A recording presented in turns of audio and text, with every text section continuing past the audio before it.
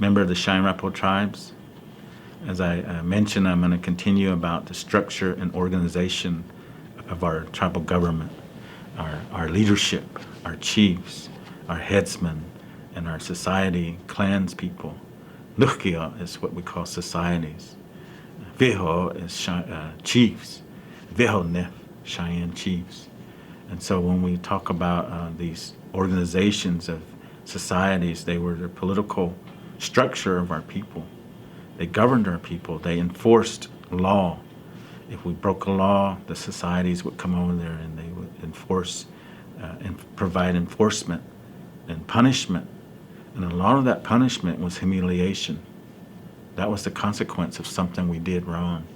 And so becoming a young boy, you had those roles of learning. Watch your elders because they're going to teach you.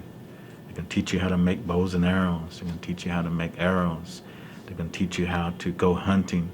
And they're going to teach you things that you're going to need to sustain yourself as a person, but also to provide for your family. And so those things were very important. And as 15-year-old men, they started to change. They wanted to become warriors, and they wanted to become men. And so they had to carry themselves to show older men that they had the strength, the courage, and no fear in growing up. And they had the ability to hunt. And so they had to go find their way and prove themselves as to become a warrior.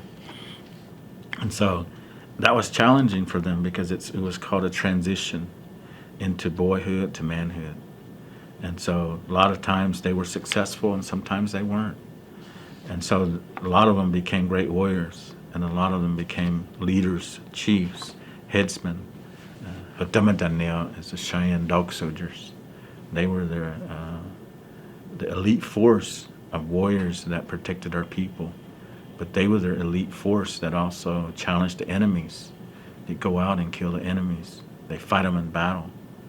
And so they're the highly, what you want to call an organization of warriors that are very elite. You might call them special forces, reconnaissance. Those are the ones that, when they took that vow to become a dog soldier, they told them in their vow, that oath they took to become a dog soldier, they'd say, you are never to ever take a step back. You are never to ever retreat. You will face your warrior to death, your enemy to death. And so that's powerful. And so those are laws that govern our societies, our membership to these. And so as for the girl was the same way.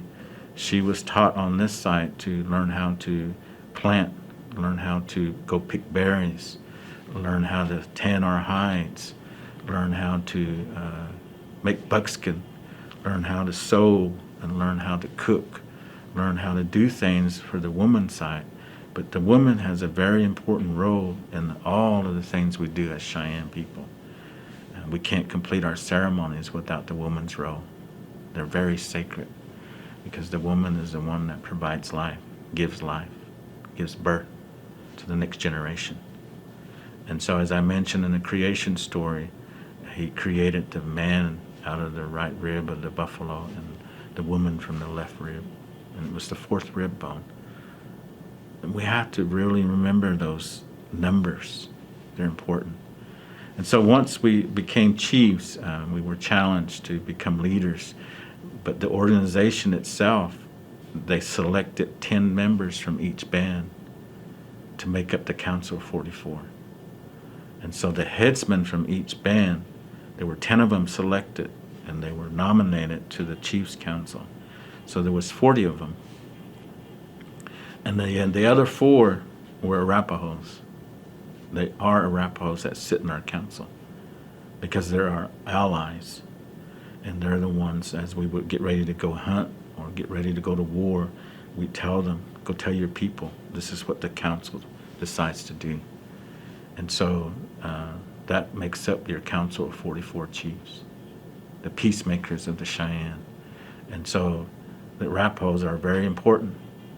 And today we're recognized, federally recognized as one tribe, the the Cheyenne and Arapaho tribes. Even though we're two tribes, we were always allies and met up with one another, and we had the same customs and traditions, but we had our own ceremonies, our own songs, our own rituals, our own language.